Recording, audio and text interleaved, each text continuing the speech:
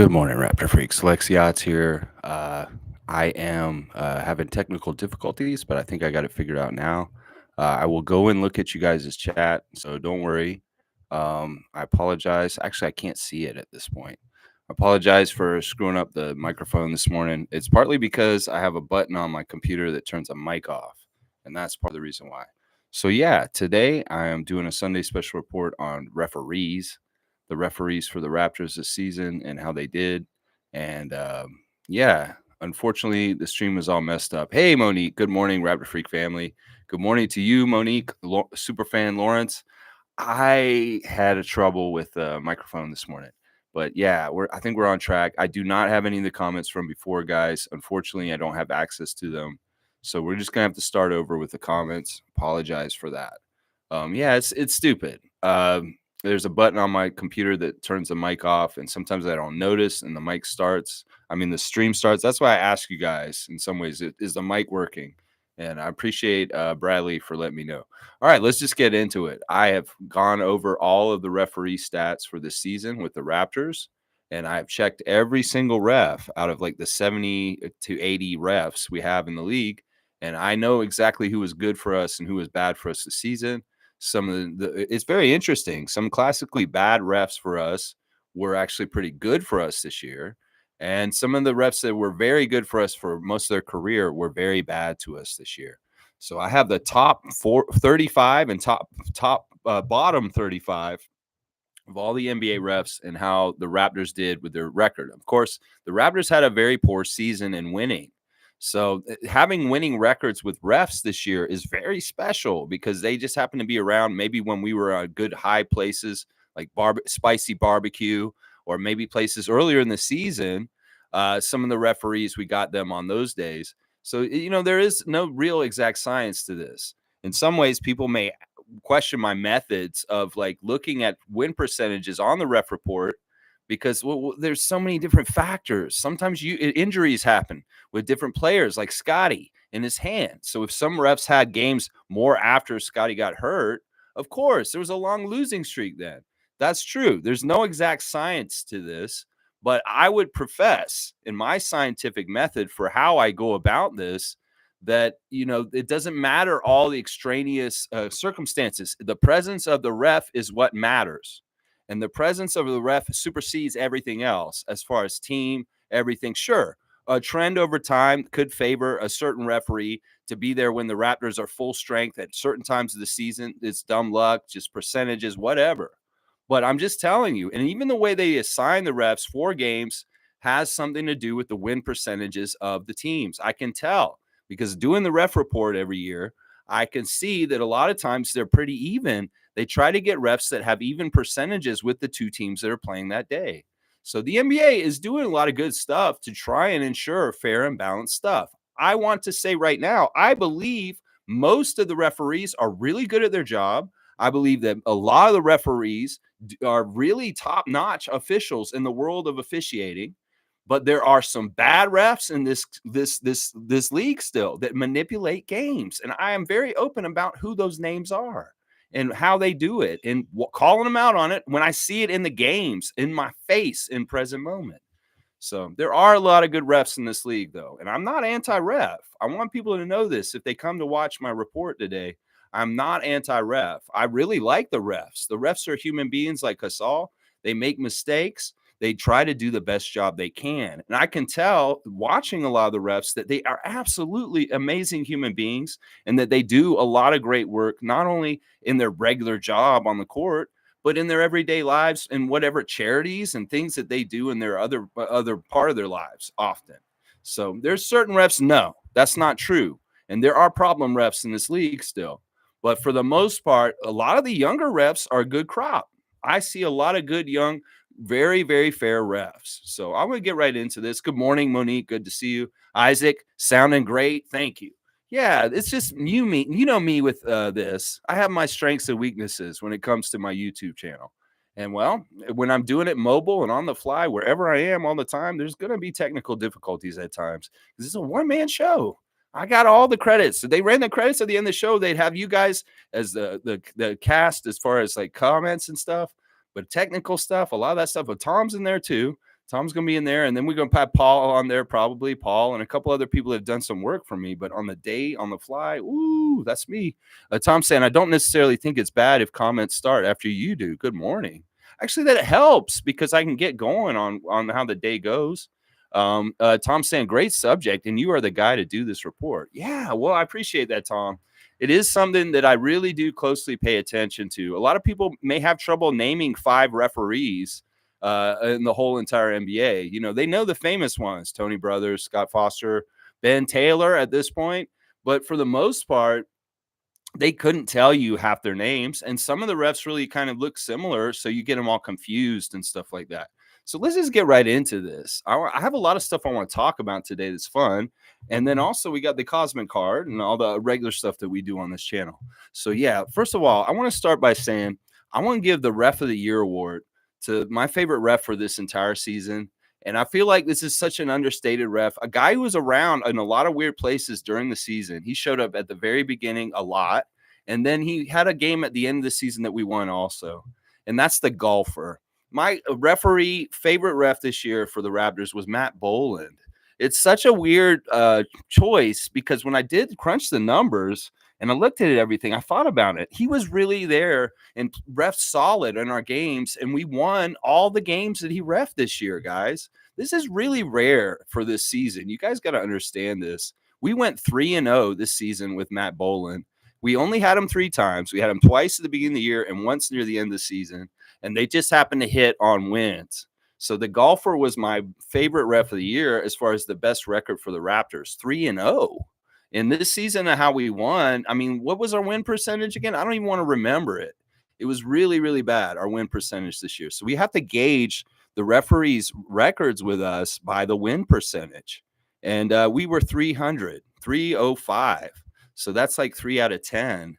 So, you know, 1 out of 3 games, like winning 1 and 2 is on our average. So anybody who's 1 and 2 with their record with us this year was actually like right there. Anybody worse was worse. Now, I'm going to tell you the worst ref we had this year for us was, and I knew this, and I was saying this all year, and it happened. And he has a good chance to win the All-Star Weekend Referee Talent Show. The Magician, Murat Kogut.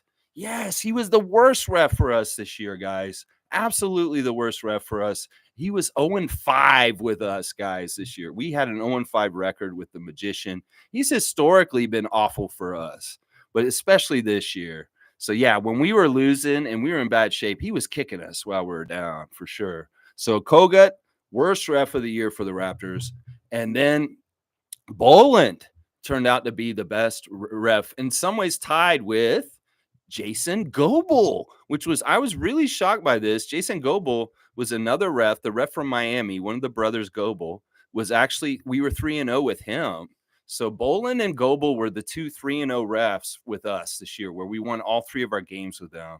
So I appreciate those referees in some ways. Maybe they were just a part of the season when we were doing well, and they just happened to hit our games then. So going on in our top 5 refs for the season, Bill Kennedy's number 3, guys. Yeah, Bill was great for us again this year. We were 3-1 with Bill Kennedy. So we got 3 wins while he was on the court, and we only lost once with him this season, which is pretty good. Number 4 in the top 5 is Star Wars lover Carl Lane. Carl Lane was actually really great for us, number 77. We were also 3-1 with him in the games this year, and we saw him near the end of the season. I remember the last little 2-game winning streak. Carl Lane was one of those games. So, yeah, and then rounding out our top 5 is another 3-1 record, Brett Nansel. Brett Nansel historically has been a great ref for the Raptors. In fact, his winning percentage with the Raptors is 69%. He's number 3 on the top records for the Raptors. Now, if you've looked at my ref report sheet before, you know it's color-coded by different sections of referees and how well their percentages winning with the Raptors. And the purple section shrunk. It's the top best refs. There's only 2 refs in that section at this point, whereas like 2 or 3 years ago when I started this project, there were like 5 or 6. So the winning percentages with the refs with the Raptors are shrinking. And I can tell and look at it very like visibly by looking at my stats and how this spreadsheet has changed just from what I've done. So we only have 2 purple zone refs at this point, and one of them is a top ref for us this season. Tyler Merkovich making his debut this year as a referee coming up from the G League, and he ref one game for the Raptors this year, and we won that game. So he has the 100% win percentage with the Raptors currently. He's the only ref in the league right now with that. Our guy Matt Callio, who was that guy last year, the Canadian ref from Edmonton, well, we lost with him this year. We actually have he's on the bottom ref list this year, even though this is how we know they're fair because he's up there and he's down there. This season, we were 0-2 with Canadian Matt Callio as our referee. So he dropped from a 100% with us at the beginning of the season to a 50% with us because now he is 50% winning with us. So yeah, very interesting stuff with that. So yeah, let me I see you guys have written some more comments in, so now I'll come check back with you guys. Let's see. Cowboy is saying good morning, Lex, Dap, and Raptor Freaks. It's all good, bro. Keep growing. I was saying it was funny seeing LeBron doing his 2-year-old tantrum. Lakers are going down 100.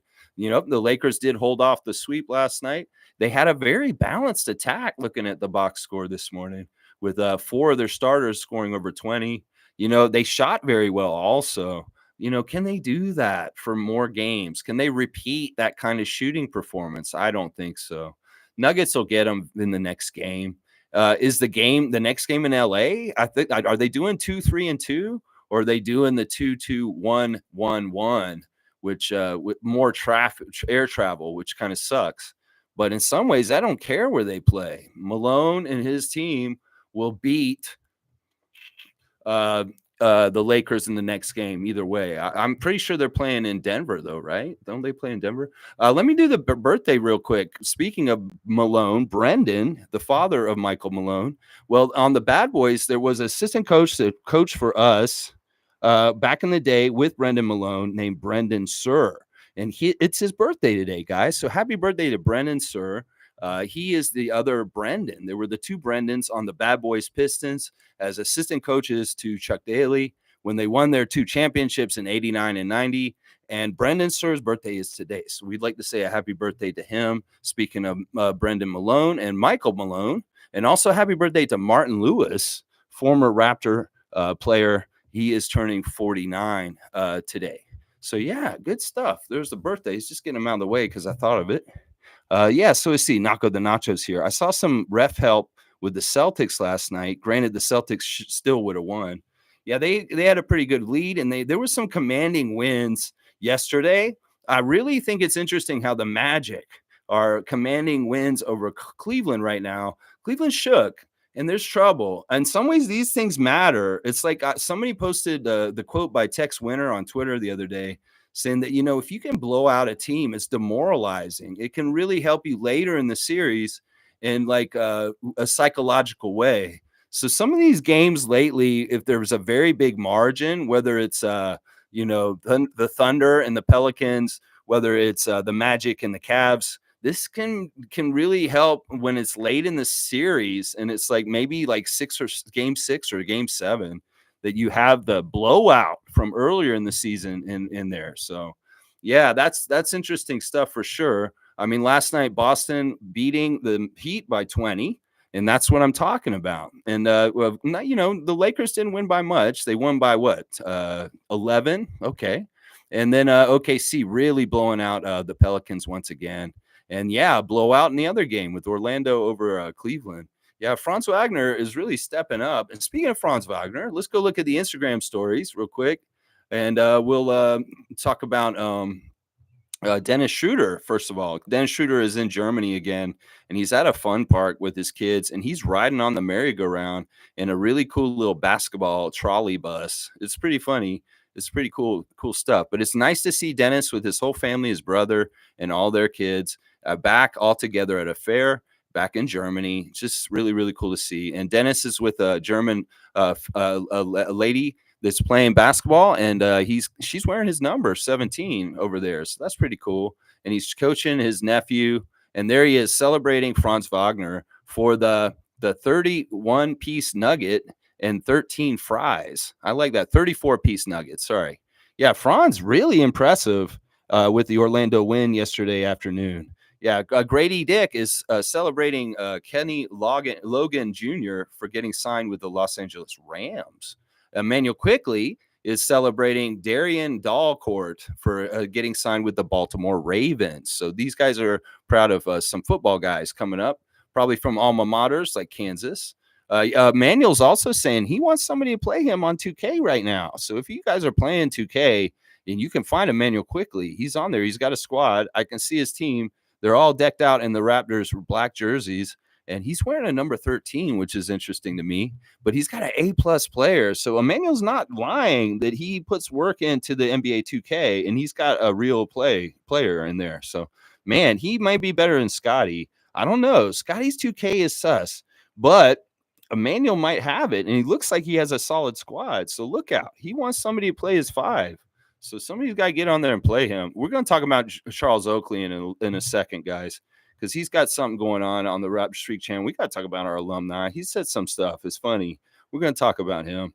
Jerk Chicken is what he's got on his Instagram stories, though. JFL's working out. I see Javon Freeman Liberty. He's got a cool JFL shirt. I've never seen like a JFL shirt like that. It's a picture of him smiling and the letters JFL. But yeah, he's lifting. Get stronger. All right. Maybe there is something going on with JFL in a way I need to pay attention to.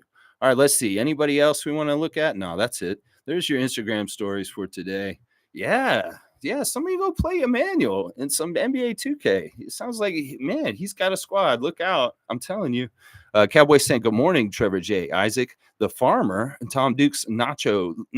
Let's go. There you go, Cowboy. Good to see you as always. And Trevor J is here. All right, so the Commissioner of Fun is here. We know what we do when the Commissioner of Fun shows up. Good morning, Raptors family. As we rose up, we are still here to see another day. So be thankful that you are blessed to see another day. Yes. On this beautiful Sunday morning and me out in the nature, just something that's created by somebody up there. And wow, the light comes on right when I say that. Wow, that's amazing stuff. That's the power right there. Oh my gosh. Thank you, Trevor J, for the words of wisdom and the blessing of the morning. And I'm sure that our friend Randolph will show up later too. All right, let's see who it is. And 100 points to whoever gets the Cosmic Card of the day. Let's see. Okay, yeah, this is a good one. All right, let's see. All right, I got to cover this up. Maybe I should show the back of the card because the name is at the very top of the card, and I can't cover it up very well that way. So I'm going to show the back of the card today. And remember, 100 points to whoever gets it first. Now, don't half-ass me. Is Full Ass here? Full Ass, are you here? All right, let's see. Coming from the bottom. All right, here we go. Let's see. This is easy, guys. You should know this one. If you don't, oh, my gosh. Come on. That one's pretty easy, if you ask me. I don't want to show you the name. If I have to, I'll show you the front of the card. But you guys probably do know who that is. Serge Ibaka? No, Gerald. That's too recent. That is not Dennis Rodman, Edmund. Dennis Rodman? This guy played against Dennis. He had some battles with him, that's for sure. Trying to get rebounds. Oh, yeah, he did. You guys can't tell who that is? I wonder who that is. Do you guys know who that is? This is a classic basketball player in the league. Can you tell the jersey? That looks like blue and yellow, doesn't it? Yeah, wonder what it is. See, it's even closer. I'll tell you right now, a very famous Raptor All-Star was a teammate of this guy for a while. Yeah, they were good buddies. You could say they're almost family. Yeah, you could say they're almost family. Yeah, I don't know. You guys aren't guessing. I've got 2 guesses so far. Serge and Rodman. He is the right position. You guys are got the right position. Power forward, kind of power forward. Yeah. All right. Nobody wants to guess. Come on. All right. I'm going to show you the other side. Where's my old heads? Where's my guy Smooth? All right. Here's the other side. You can really see him in action now. And ooh, there's a Raptor in that picture with him. Can you guess the other guy in the picture? That's actually a Raptor in there, isn't it? Yeah, that is. I believe that is. That's the wrong name, Isaac. That's a good guess. You got the first name right, but that's not Dale Ellis. Dale Ellis of the Seattle Supersonics, three-point shooting champion. You guys don't know. There we go. Isaac got it now. Yeah, you got to get your Dales right. That's Dale Davis. Dale Davis of the Indiana Pacers, a rebounding machine, a defensive power forward, had played alongside our guy Antonio Davis in Indiana. They were quite, and there's Kevin Willis. That's right, Race Mode. That is Kevin Willis in the Hawks jersey, former Raptor Kevin Willis. All right, the classic cosmic car of the day. Yeah, Dale Ellis, guys. Yeah, you guys should know this. This guy was awesome. He was really good. Antonio's buddy, they played next to each other. Antonio was the center, and they were quite a rebounding duo for Reggie Miller and Mark Jackson. And Rick Smits was on that team too for a while there. Yeah, good stuff. All right, I'm going to give, you know what? I'm going to give 100 points to both y'all. I like that Race Mode got the bonus, which was old K. Will, our guy, Kevin Willis, storied Raptor history. Yes. All right, let's keep going. All right, here we go. Cowboys saying good morning to Monique and alley oop to you, Lex. All right, thanks. Thanks, Bradley. I appreciate that. I'll go ahead and add that real quick. No, no, no, no, no. Sunday, Sunday, Sunday. I got the Delano Banton 45 Rexdale bus, guys. All right, let's see. Monique has got her opinions on some refs. Let's see what she's saying. Some of the worst refs, in my opinion, her opinion are Tony Brothers, Ed Malloy, Ben Taylor, Scott Foster, just to name a few. Yeah, these are pretty notorious refs. And I agree with you on a few of these. I really do. I think, all right, I'll go through each of them. Tony Brothers, to me, is a great ref. I think Tony Brothers is one of the best refs in this league. In fact, Tony Brothers is the ref that I trust the most in some weird ways. Kind of crazy. Now, Tony is on the bad list this year. He came in he's kind of all right. What did we do with Tony Brothers this year? We ended up being 0-2. We were 0-2. We only saw Tony twice this year, and both games we lost. Now that makes him on the bad list, obviously, because we didn't win a game with him this year. But I like Tony Brothers overall because you know what? He's a hard ass on everybody. Like LeBron doesn't like him. There's a lot of the right people don't like others. So that means that he's pretty fair because he's pissing everybody off. That's kind of how I feel with him. Now, Ed Malloy, he is one of the worst refs in the league. You were exactly right, Monique. Oh my gosh, Ed Malloy is bad. And he is on the bad list once again this year. Oh, no, wait. Actually, Ed Malloy's on the good list, guys. This is the weird thing. Ed Malloy, actually, our record with Ed Malloy this year was, well, no, wait, it's 0-3. He's on the bad list. Yeah, we were 0-3 with him. Yeah, he did a couple of ref hit jobs on us in the in-season tournament, too. So, yeah, he's one of the worst refs. Actually, you're right, Monique. He's on the worst list. Yeah, he's on the top 10 worst refs this season for us. I should go over that right now just so I remember. But let me just look at the other couple that you said. Ben Taylor this season, he is on the worst. He's on the second level of worst. He's in the top 20 worst refs. Scott Foster, this is the one that's surprising.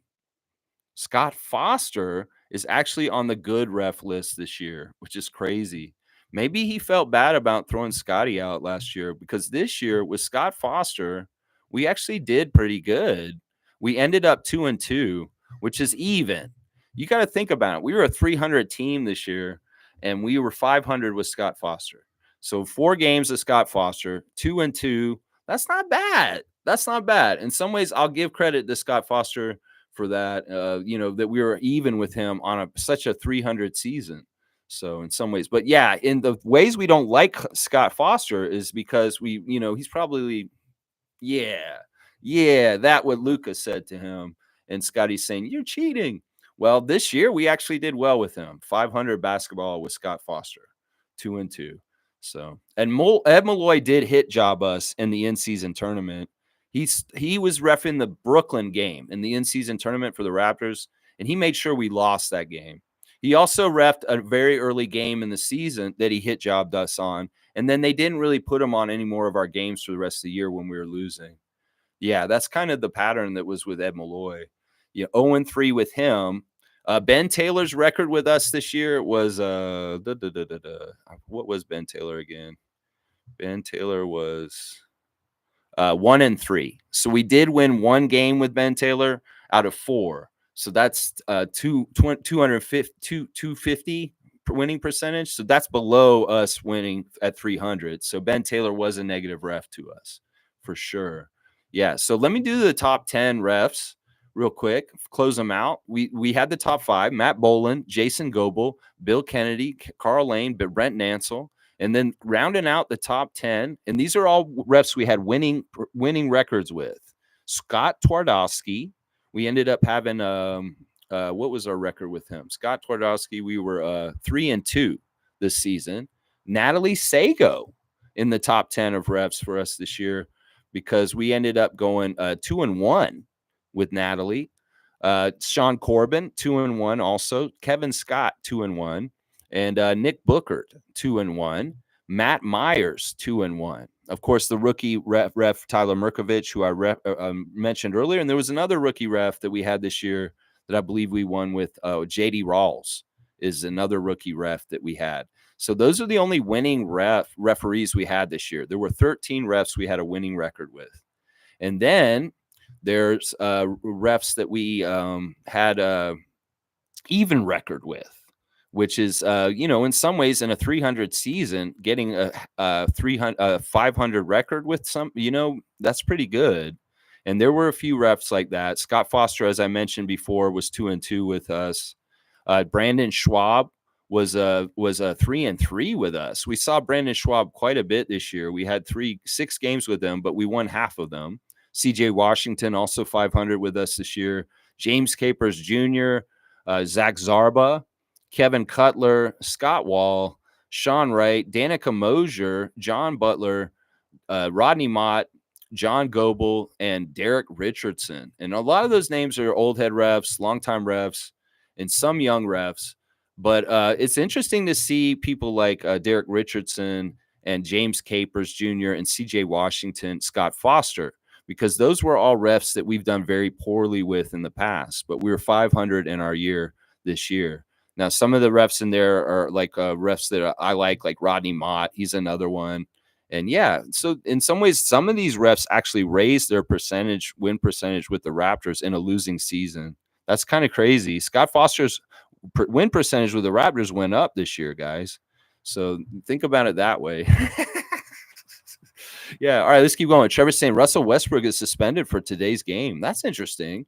Well, maybe Norman will get a bigger role. Maybe he will get a bigger role today. Trevor's saying both Lillard and Giannis are doubtful against Indiana today. That's horrible for the Bucks and great for Rick Carlisle and the Indiana Pacers. I'm rooting for you guys. Go ahead and finish up the Bucks as soon as you can and get some rest, because you're going to have to play the winner of the Philly New York series next, and that's going to be a good team. Hopefully it'll be the Knicks. I'm sure it will be. Cowboys saying 2-finger salute to the magician. Yeah, Murat is the worst ref for the Raptors, for sure. For sure. He doesn't like us. I don't know why. He's a New York guy. Yeah, Trevor's saying OKC and SGA is nothing to play with. They were running over the Pelicans. I'm really, really impressed, honestly. That's such a young team, and they are really showing some good stuff. Very concentrated, and a lot of credit has to go to Mark Dagnall, that he's running things very well there to keep youngsters organized in the right way to do this kind of stuff against the Pelicans, who seemingly have the veteran advantage in this series, but that's not playing like that. So, wow. Yeah. Very impressed with SGA and them, and playing really good stuff. Cowboys saying, let's go Spicy P and the Pacers. Let's go Raptors always. That's right. If we're not in the playoffs, well, our extended family of former players that are playing in the playoffs still, we're going to root for them. Siakam, Anunoby, Kawhi Leonard. That's where I go too. I go to the Clippers. I am rooting for them. Speaking of the playoffs, let's look at Muggsy Bogues' predictions for the playoffs. I've got Muggsy, our guy, number 14, the shortest player to ever play in the history of the NBA, has made his bracket for the NBA Pick'em Challenge game, and I'm going to look at it real quick. So he's got the Thunder going over the Pelicans, like we're just talking about, obviously, but he's got the Clippers beating the Mavericks and then beating the Thunder. And I don't know, Logical Raptors fanatic was here. He'd get mad, or he wouldn't be mad. He'd be disagreeing with Muggsy Bogues about the Thunder losing to the Clippers, and then the Clippers playing the Nuggets in the Western Finals and the Nuggets getting to the finals. This is what Muggsy's bracket is. He also has the Suns beating the Timberwolves. I don't know, Muggsy. This is kind of crazy. And you said you filled this out after the playoffs started. Like, why did you pick the Suns to beat the Timberwolves? That's not likely at this point. And yeah, but he does have Denver beating the Suns and the Clippers to get to the finals. On the Eastern side, he's got the Celtics beating the Heat. He's got the Cavs beating the Magic. He's got the Pacers beating the Bucks, but he's got the Sixers beating the Knicks, which is funny. He really does believe in Embiid, he said. And he says the will of this guy is so strong. He's going to get there. And then he has the Sixers beating the Pacers and getting to the Eastern Finals against the Celtics. And then Celtics beat the Sixers. And then it's the Celtics and the Nuggets in the finals. And Muggsy is picking Boston to win. That is Muggsy Bogues' bracket, just so y'all know. Yeah, I don't know, Muggsy. And yeah, Mike might have a beef with you about that Thunder Clippers matchup. I have a beef with you with a couple things on there myself. All right, let's see. All right, yeah, Trevor's saying they're going back to Denver for game 5. Okay, cool. So they'll be playing in Denver. All right. That's good for the Nuggets, obviously. Very good for the Nuggets. All right, Cowboys saying, let me get this right. There's only one Canadian ref. Yeah, there's only one Canadian ref, and it's Matt Callio from Edmonton. Yeah. Nako's saying Braun's been pretty entertaining. Jonathan Isaac's really good defender. Oh, so LeBron's been fun to watch. That's good. That's good. And Isaac, yeah, he's a long player. He can do a lot of good stuff on the defensive end. Cowboys saying, "What a view, Lex! I'm jealous. Hope you're having fun out there. Let's go." Yeah, it's nice. I've been out here with Adriana for the weekend, and you know, it's been nice. We're hanging out with my folks, and you know, just going out to eat and watching TV. We were watching Curb Your Enthusiasm, and you know, it's just nice. It's nice to have everybody together and have some peace and quiet out here. It's a little cold this last night, but it's really warming up today. Nice. It's really warming up nice. Cowboys saying Quickly and Scotty both cheering for the Ravens. Hey, these guys are brothers for real. Quickly ain't going nowhere. Well, they do seem to have a lot in common, which is great. You know, I like that they're both huge Raven fans, and they play Call of Duty and 2K. So they can play each other on that all the time. It'd be great if they actually played together on 2K as a team. You know, like Scotty and Emmanuel would get on there and team up and like run together. The more Raptors that would do that kind of stuff all together, like we get 5 of them to actually do this sometimes, this could actually have weird benefits. You know, because there's a lot of team play in it and a lot of like, you know, they could actually practice virtually and not even be anywhere near each other. Think about that. That's kind of interesting. Nako saying Serge Ibaka. Oh, yeah, this was the cosmic card. Country Kong is here. Good to see Country Kong. JP, how you been, man? Let's see. He's saying, Lex, the refs did us no favors this year. Stats be damned. The hit jobs were blatant. How many times did we correctly challenge a call only to have the refs hit us with a however BS explanation? Well, the great thing is, JP, they're doing it to everybody. I mean, the challenge calls are really interesting because there is a real kind of like way you could use them. And there's a lot of outcomes that you just got to think about that can come from the different calls and stuff like that. It's a weird thing. In some ways, I don't like them. And I think that there is a push among the refs, not the refs, but the coaches and a lot of different people to get rid of the challenges. I know Nick Nurse hates them, and he wanted to he was starting to talk about getting rid of them. I know Darko's not a big fan of them either. I mean, if you're going to do them, you know, have something good about them. In some ways, they're just a convoluted way for the referees to do weird stuff at this point, to either break up the game with its flow or, you know, I don't know. In some ways, the challenge is weird. I like it in some ways because it is useful and it can really help out, but the rest should just get the calls right in the first place. Often these challenge calls are being called just to save possession because of a bad call on an out of bounds and stuff like that. I don't know. I like the challenge, and I think that in some ways it's really good. But man, they do that to everybody. They however thing you're talking about. I love it actually. In some ways, it's entertaining when it happens to a team I don't like and I'm watching a game, right? When they do, however, you know, especially Bill Kennedy, he's so good at the however. Like when he says however, it's hilarious. All right, let's do the bad refs. Speaking of this, JP. All right, the top 10 bad refs. I told you the top. All right, these are the top 5 worst refs for us this year. And by record, these are all 0-4, 0-5 refs. So the first couple are 0-5. Like the first 4 are 0-5. We had 0-5 record this season with them. Murat, number 1, I told you him already. The lawyer, Brent Bernecki, We were 0-5 with this guy all year. We had Brett Bernecki a lot this year. If you watch my channel, you probably remember me talking about the lawyer. Well, every single game we had for him, we lost this year, 0-5.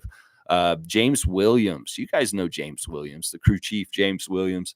He was an 0-5 all season this year for us. Also, Tyler Ford, one of the best refs in the league. We were actually 0-5. And I'm not mad at Tyler Ford because I watched these games. He refed it right.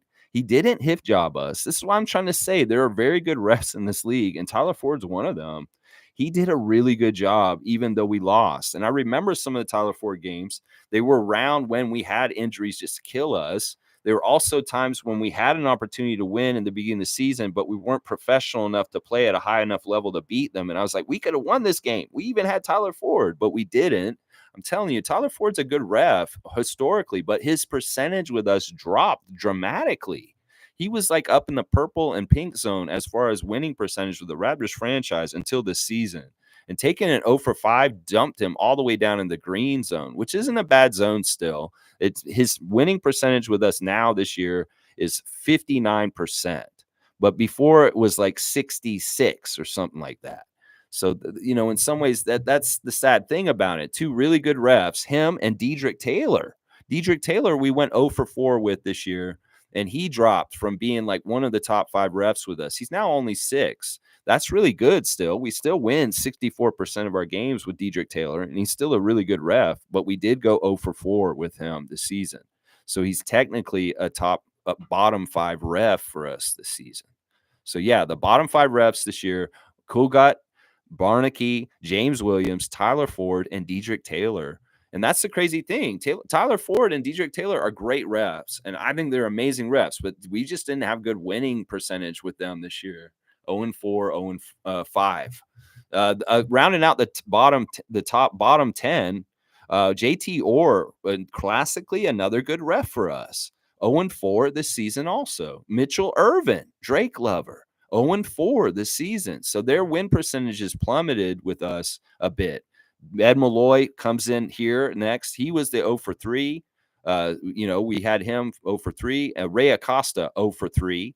And then at the bottom of the bottom 10, like the last of the bottom 10, Mark Davis, of course. Mark Davis in that bottom 10, 0-3 also.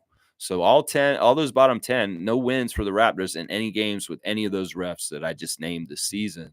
And that's Kogut, Barnaky, James Williams, Tyler Ford, Dedrick Taylor, JT Orr, Mitchell Irvin, Ed Malloy, Ray Acosta, and Mark Davis. And then we get into refs that were like, we did have some wins with them. Courtney Kirkland was a pretty bad ref for us this season. We were 1-4 with Courtney Kirkland. So he is kind of he's in the bottom part. Also 1-4, Jonathan Sterling, the husband. Evan Scott checks in at 1-4 also with us this season. So we were 1-1, lost 4. Josh Tiven, the crew chief, 1-4 also. Ben Taylor. There's Ben Taylor checking in. We were 1-3 under Ben Taylor this year. Curtis Blair, 1-3. Nate Green, classically a great ref for us, 1-3. Mark Lindsay, the family guy, 1-3. JB DeRosa, 1-3. Andy Nagy, another ref that was really good for us in the past, has plummeted down to 50% because of this year, 1-3. So that's just how it is. And, there's a lot of refs in the middle. I won't go over every single ref for the whole entire league. But, yeah, that's kind of how it shakes out. There's some refs that we're 1-1 with, and that's a win in some ways. Being 50% in a 300 year with certain refs is good. And that's what I'm saying right there. Yeah. Yeah. All right. Let's see. Good morning, everybody. Good morning, Dana. Always good to see you. Cowboys saying, good job, Isaac. Yeah, Isaac got Dale Davis. And I'll give Edmund points for Kevin Willis, too. Yeah, that's good stuff. Yeah, the bonus. That's right. Let's see. Tom's got goal, Isaac, and number 1 to Dana. Yeah, that number 1 salute. Yeah. Let's see. Good morning to Dana from Cowboy. And Country Kong saying the Lakers game made Darko lose it. You could see it in his eyes. He meant every word. That's a man who has witnessed high-level corruption firsthand. He said, I tell them keep playing, but for how long? Yeah, that was an epic moment. I'm glad you're bringing that up, JP, because that was a turning point, and it was in the Raptors season for momentum. That really killed our spirit in some ways after we made the trades, and we were really badass. In some ways, that was what they did on purpose, and it was messed up. And yeah, that was a really, really bad game. And Darko's rant was right on point. People respected it, and they were like, "There's no lie." And in some ways, it's too bad that it got like that. He got fined. In some ways, him and Fred, the last 2 years, have paid money to speak the truth, and that's fascist. That people fine people for just saying something. And you know what? This is true. Why has Ben Taylor got a problem with me? Or the why even show up to the game if you've already decided that the Lakers are going to win? There's a lot of messed up stuff about the NBA and the referee, and that was a turning point for our season. In some ways, everything was bad after that for the rest of the year. And yeah, the referees were definitely manipulative in that game and controlled that Laker game that we played in LA this year. We can take that tape and show it to people, and we could just point it all out. Maybe they need to study it this summer. Maybe they need to talk to people involved, because it's just wrong, man. It's just wrong. That angry hoops fan guy, oh, he broke it all down. He's got it on his thing. He can show you everything on there. He's not even a Raptors fan. He didn't even care. He just broke it down. Let's see. Tom Duke is saying Scott Foster seems like a jerk. Chris Paul would back me up. Yeah, that's another case of something. We know that referees have vendettas, and they can be versus against particular players if they don't like them. Chris Paul and Scott Foster, Fred VanVleet, Ben Taylor, Rasheed Wallace, Tim Donaghy. There's been these kind of feuds for a long time, all kinds of different referee player feuds throughout the history of the NBA. So yeah, Scott Foster, I just don't trust the guy. I know I've seen him straight up control a game to a finish. I've seen him straight up control different certain things to like even point shave, or there's all kinds of really weird ref manipulations in the game at this point, because they change the rules so often, and they do so many different things with the game, constantly tinkering with it. It's really like you're playing a board game, and they're taking the rule book and they're writing and changing it as they see fit. And they could even be like hiding corruption and changing stuff behind your back through the weird new rules. That's why I don't totally trust the in-season tournament. That's why I don't totally trust some of the things with the challenges and the newer rules and how they do things. Cowboy saying alley oop Country Kong, it. Yeah, let's give old JP a alley oop right now for sure. Where is he? Right there, 20. You got a 20 now, guy. 20, number 20, Alvin Williams, A-Dub, second to none. There you go. All right, let's see. Tom saying refs make decent coin today, but money makes people do bad things. Tim got away with it for almost a decade. Tim Donaghy, 7 years of thievery. Yeah, I mean, this is the thing. Scott Foster is implicated, and they say, oh, he's clear, he's fine. They continue to let him ref, but there's so much fishy stuff that follows Scott Foster in games when he does games. And his colleagues prop him up and say he's the best in the business. And so many people say this. And I know they have rating system, and he supposedly has one of the highest ratings or something like that. I don't know. In some ways, I see the manipulation. That game when he threw Scotty out was wrong. That was very, very wrong. And I've seen him do dirty shit to all kinds of different teams in this league at different times. And there's a reason why a lot of people feel this way about him. Tony Brothers is the same thing. But I've seen Tony Brothers in different ways. Like he does it differently than Scott Foster. They really are the two lightning rods of the refs, though, those two guys. Let's see. Cowboy saying it's crazy how much a ref can change the game. It's very true. In some ways, it's not about y'all. Y'all don't need to be like so prominent or like, making yourself this or that in it. Just let them play the game. And in some ways, y'all are not being totally consistent with how often you call fouls, and when the contact is allowed to be light or hard is very changing. It's almost like a knob. You guys turn it up and down depending on the part of the game. Some parts of the game, you let everything go, and people are just getting hammered left and right. And then sometimes it's light of a feather, and you're calling every little touch. And that's hard to play under. And in some ways, that's part of the way they manipulate the game is they cut the water off on some teams for any kind of contact as they need to kind of try and hold the team back. And they can also hold the team back by stopping pace of game. If one team's heating up and they're starting to run up and down the court and get some fast break going, they can do weird stuff to stop the game and completely stop a momentum for a team that they're building on offense. These are the little subtle manipulations that NBA refs can utilize to really control one side for one side. That's why a team like Denver, if they can go against like extra free throw shots for the Lakers, or even the refs stymieing their momentum with what I just described, and they still overcome all that and beat them. That's why it's so impressive. That's why the small market teams, the teams that are not attractive to win in the NBA, when they do well, that is times 10 more than stuff like the Celtics and Lakers do. That's why the Raptors championship is way more impressive than a lot of the recent championships, because they didn't want us to do it and we overcame it. Meanwhile, the Lakers are going to roll out the red carpet for them and the Celtics to try and get there. So that's what I'm saying. In some ways, that's what they control, is helping the team that the marketing crew for the NBA wants to win. Yeah, there you go. There you go. Cool Cat saying, good morning, Raptor Freak crew. Good idea to have a ref show. NBA needs to fix inconsistency. Yeah, just what I was saying. Inconsistency about how much physicality is allowed at different times in the game and for different teams at different times. There's a lot of, like Kelly and RJ pointing, what about down there? You're going to call this here on this, but when this happens down there, you're not calling it down there. I love hearing Kelly like audibly in the Raptors games near the end of the season. You could hear him literally talking to the referees by their first name, because he has relationships with a lot of them, and really actively like bargaining and talking to them. In some ways, he knows how to talk to them without getting thrown out.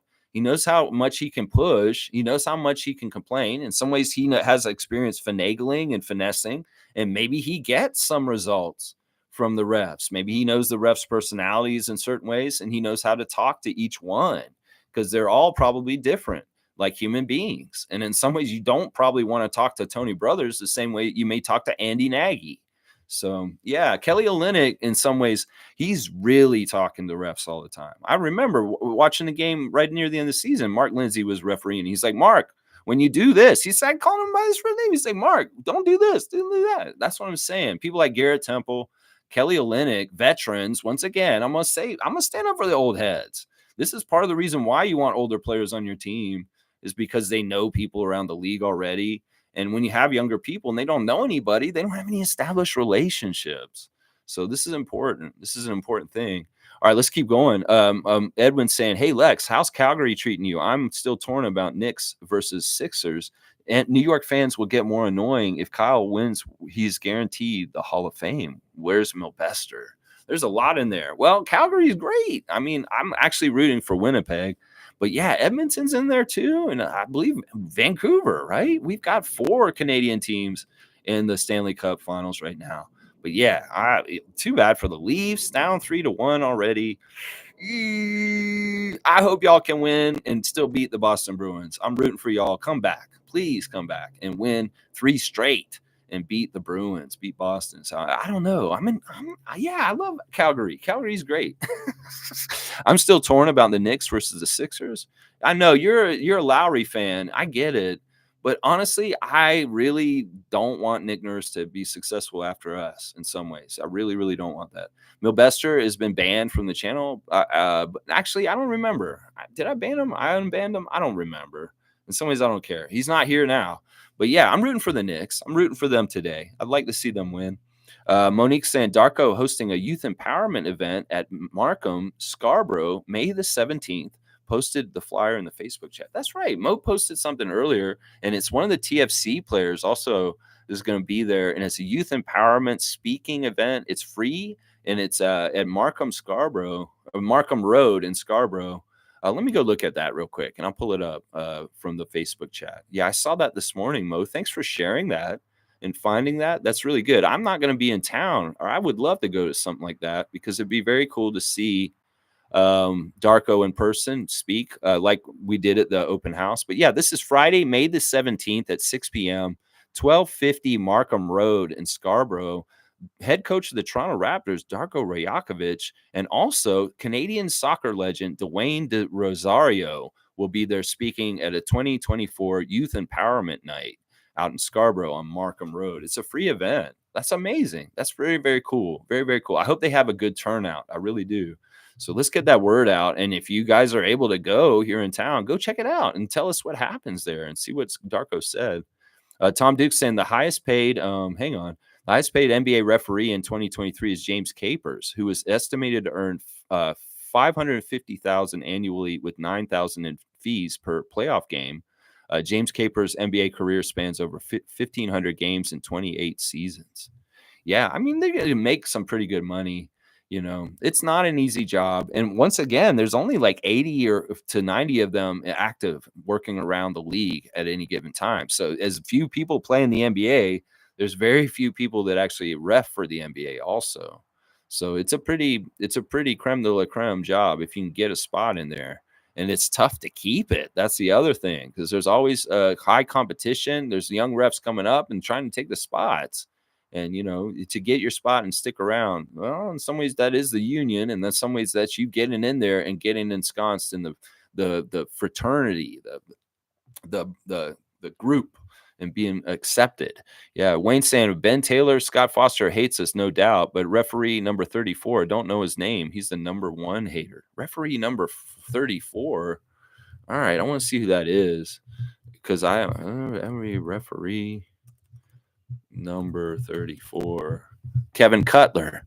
Yeah, he's the big ref. He's the tall ref. He's the one who threw out Freddie two seasons ago after halftime. Fred did something right after halftime, and he just threw him out like right at the beginning of the third quarter. It was really whack. Yeah, and it's weird because he's like 6'7", Kevin Cutler. Yeah, he ended up on our list. Where did he end up again? Let me try and find him on the list. He ended up actually a positive for us this year, which is kind of counterintuitive. We were 2-2 this year with him, so we were 500. We had 4 games with him. We won 2 of them, and that's pretty good. Once again, we were 300 this year, so he was part of the winning side of this year, Kevin Cutler. So let's see. All right, what am I doing next? Cowboys saying, "Wow, I got to change careers, Tom. Refs are balling. Plus all the cash money they making on the side."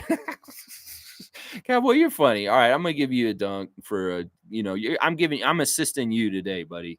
52 for a Cowboy. You got the 52 card pickup, my guy.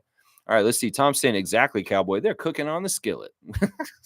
Man, they Jonte in their life, right? Okay, yeah. Let's see. Cool Cat saying we got better ref calls when we don't need them. We will get bad calls when we're good again. I think she's exactly right. In some ways, when we're bad, like we are, to make the product better, they do have to actually help us. And that's part of it. And Cool Cat's onto something. She's exactly right. We're going to get nice calls now because we're not a threat. But when we are a threat, that's when the whistle will change. She's exactly right. I'm going to give Coach Cool Cat a dunk for that one because she's on point. She's exactly on point on that. And I totally agree with what she's saying, sadly. All right, you're at 44 now. You had that Pascal 43, but we got to move you on. So next year, right, Kat? That's what we're saying. Well, we'll see. We'll see how tough they are on RJ, Emmanuel, and Scotty. Scotty's already gaining respect with them as an all-star. I feel like he's gone through a couple things with the refs already, and he's starting to garner a relationship with them. I feel like Scotty has a really good relationship with Tony Brothers. There's been like stuff between him and Scott that looks like really good. RJ, I know, talks to a lot of the refs too. And near the end of the season, when he was involved with the refs, there was a lot of condolences to him for the passing of Nathan. And so, there's respect. In some ways, these refs want to see players play right with integrity and be good people and be good, and RJ's Barrett's this kind of guy. In some ways, Scotty, if he can cut out some of the trolling in some ways, if you have integrity and you work hard and you play hard, that's respected by the refs. And that's something that RJ, I think, has in favor for getting calls. Like, if you think about when he gets in the lane and some of the respect he gets is partly because they can see how he's working hard, taking licks, and they want to reward him. So there are a lot of refs that will look at somebody like RJ Barrett and say, man, this young man is doing it the right way. And we want to look out for him in certain ways and call it fairly for him. When he's not getting respect with the physicality, RJ's not complaining too much. In some ways, he probably could more. Often we've seen RJ will demand a technical to get their attention if he feels like he's not getting the respect with the fouls. We saw that once, at least this season. I think I've seen him do it twice in his career. So, all right, let's keep going. F the Lakers. Dana's got the 2-finger salute for the Los Angeles Lakers today, holding off the sweep. Yeah, no Christmas gift. Waking up this morning to see, oh, who won? We were looking at it this morning. Adriana and I were like, nope, the Lakers held off the sweep. Yeah, Cowboys saying, you guys seen any hammers, headworms out there yet? You can't miss them. They grow up between 1 and 3 feet long. Okay, no, I haven't seen any of those yet, Cowboy. Trevor's saying, Oakley's message to New York. What should they do to Joel? All right, I was going to bring this up. Trevor wants me to talk about this. I appreciate you sharing this article. Once again, Monique, thank you for finding the Darko event. And Trevor, thank you for sharing the Charles Oakley article this morning on his views on what the Knicks need to do about Joel Embiid. Yeah, this is gold. I love this. Charles is a man. We love Charles Oakley. He's a great Toronto Raptors legend as well as a New York Knicks legend. And did not shy away from sharing his feelings about the reigning MVP, Joel Embiid. This is what he said. They've got to do something about it because of Embiid's dirty play with Mitchell Robinson grabbing his legs and just doing dirty stuff. So Oakley says they got to do something about it. He's telling the newspaper, I wouldn't be shaking their hands before the game when they play, friends or no friends. I wouldn't shake Embiid's hand or anyone's hand. We are on a mission. That's what Oakley's with a team, Knicks, and he wants to get past the Sixers. And he played against the Sixers in some of his playoff matchups back in the day.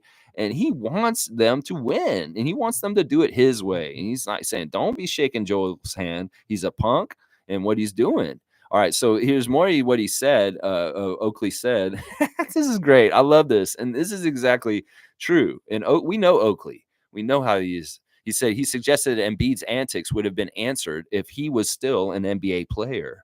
Yeah, I bet. If Charles Oakley was out there playing for the Knicks right now, he would have put Embiid on his ass. He said, I probably would have smacked him, Oakley added of Embiid. You can't let him send that kind of message. If he had done something like that when I played, he would not have gotten away with it. David Robinson, when he played, he knew what he could get away with.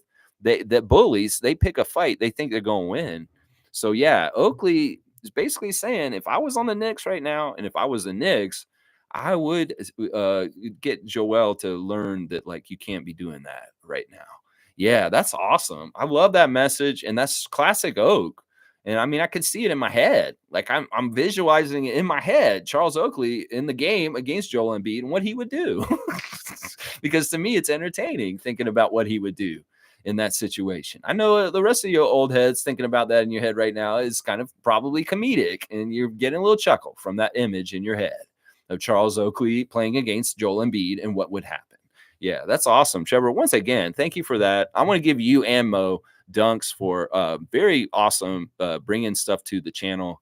Appreciate you. 53, James Edwards for Monique. 53, that's nice. And Trevor J, you are at the 33. Kareem Abdul-Jabbar. There you go, my guy. You got Cap right there. Yeah. All right, let's see. Cool Cat saying regular season is like a Harlem Globetrotters offense show. Then the finals is WWE. That's hilarious, Cool Cat. I'm gonna give you another dunk. I feel like that's pretty true. That's like really on point. You're the 45 bus too. We're both 45 bus right now. We're both Delano 45 bus. No, this is true. It's like offensive show, like just score during the season, no defense. And now let's switch it the other way on, like it's a light switch all the way to the other side. It's crazy. You're exactly right. Nuggy the Ruggy's back. Yo, it's your cousin, Nassim. Oh, that's cool. Very, very cool. How are you doing, Nassim? Very, very good to see you, my guy. And I hope you're having a great morning. It's a beautiful morning here at the cottage. And I hope that there's nice sunshine and good things happening with you, Nuggy the Ruggy. All right. Yo, what's up? Cowboy saying, speaking of the WWE, what wrestler has the best finishing move? Mine was always Razor Ramon. You like the Razor's Edge. He gets them up on his shoulders and he holds them backwards and he falls down and hits their head on the ring. That's a crazy move. Yeah, Scott Hall, rest in peace. Yeah, that's a very interesting move. The Razor's Edge. Yeah, that's a good one. That's a good one. I don't know. Maybe the King Kong Bundy splash. Cowboy saying that ain't Calgary race mode. Haven't seen the sheriff yet in the background. No, the city slicker ain't out here. I'm the only city slicker out here right now. Monique saying, I also say that if Raptors are out, Leafs have to be out too. Laugh out loud. Some may say I'm evil. Nah, Mo, I love it. That attitude's funny. Nah, you know what? In some ways, I'm glad Toronto has the Leafs to preoccupy them right now, because in some ways I kind of want people to forget about the Raptors season for right now, just because in some ways we want to distance the record and where we're at with it. It's just not a good record.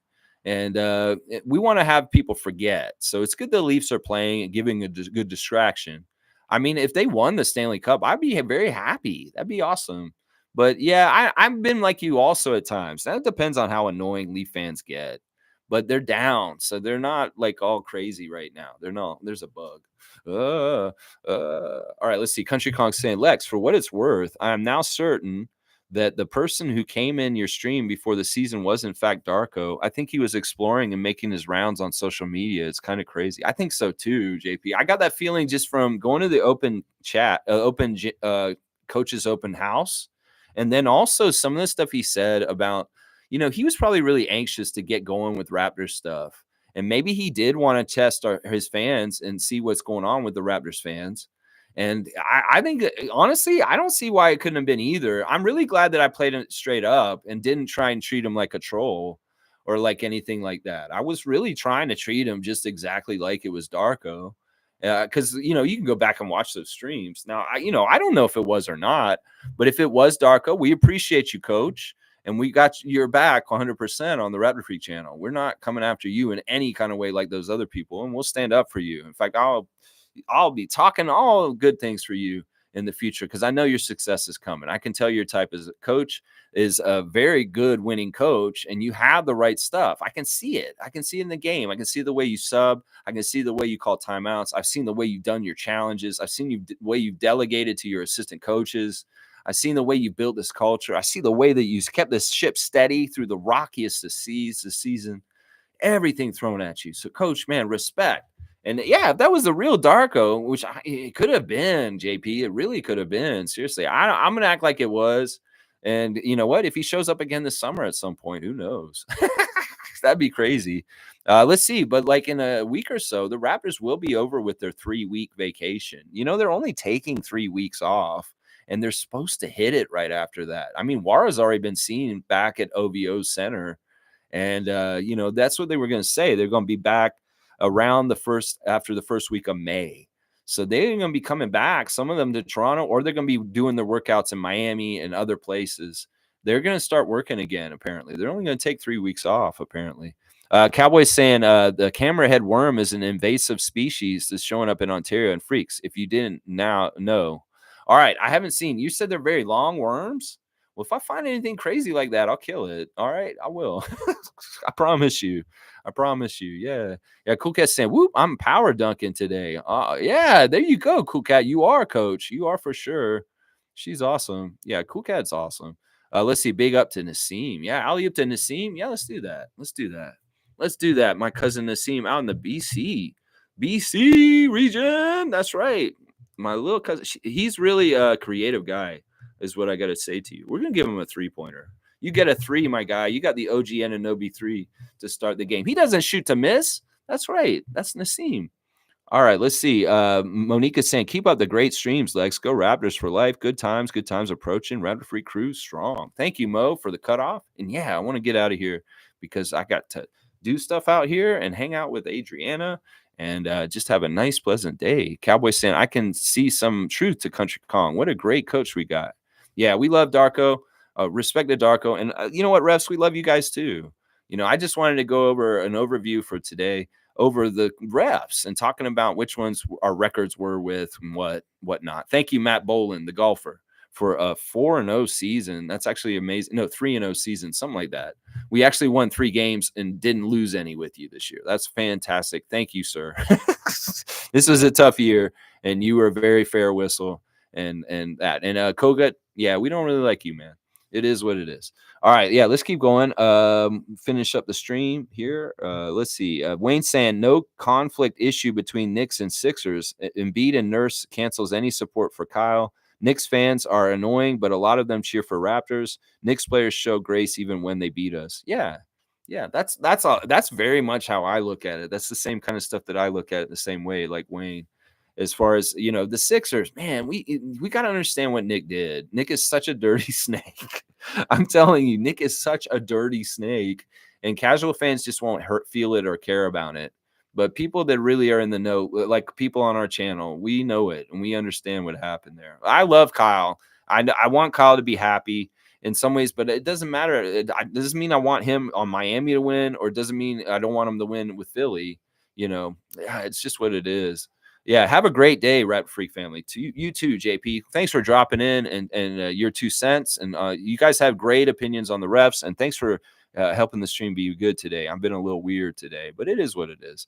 Trevor's saying on the 9th of May, I'll be traveling for work to Tokyo. So I wouldn't be on the stream for a couple days because I'll be one day ahead, different time zone. Trevor, we'll miss you, and we'll do the Cosmic Card on your behest as you've commissioned, even with you absent. So maybe I'll do it when Monique comes and checks in, or somebody else. Maybe I'll just do it. But yeah, we'll continue to do the Cosmic Card in your honor, and we'll appreciate when you return. So good, safe travels to Tokyo, Japan, Commissioner J. Appreciate you so much. Cowboy saying alley oop to Cat and Country Kong. Yeah, for sure. Let's do that right now. We're going to give Cool Cat another one, and Country Kong's going to get it one too. 21. You got the Thad Young, JP, and Cool Cat is going up to 47. Sorry. 47. Yeah, you got 47. Let's see. Cool Cat saying TSN Hovey analyst was pissed off over Leafs players losing last night. I was mean for chuckling last night. Yeah, I mean, it is what it is. It's an unfair division, like way they have it. Like the way they do the playoffs for the NHL is not fair. It's reminiscent of the Jays being with the Red Sox and the Yankees in the same AL East. And well, being in the same division with Boston Bruins and the way that team is and stuff like that, in some ways, it's just they'd have a better chance if they weren't right next to them in the first round all the time. It's just how it is. It's too bad. The Leafs really do need to become a better franchise than Boston. But I like my cousin Sean, who lives here in Toronto, or no, he lives in Saskatoon. He's a Boston fan, even though he laughs at the Leafs when this happens. So he's totally rooting for the Bruins right now. My cousin, it's fun. All right, cheers everyone. Enjoy the day. Cheers to you, Tom Duke. Have a great day, Cowboy and Cool Cat saying I want Pascal's Pacers to reach as far as possible. Their defense is improving game by game. Yeah, hopefully more Miles Turner and them can hold it down and do better and better. Peace out, Cowboy. All right, guys, thanks for watching me. And if you're interested in seeing my Raptor, well, actually, I don't think it's ready for me to show it to you guys. But yeah, I appreciate you coming in here, my ref report, my annual ref report today. And I hope you guys have a great Sunday. I'll be back tomorrow for a Monday moment. And yeah, have a great Sunday. Touch grass. It's behind me. I'm going to go touch it right now. Let's go, Raptors. Please like, comment, subscribe, and share.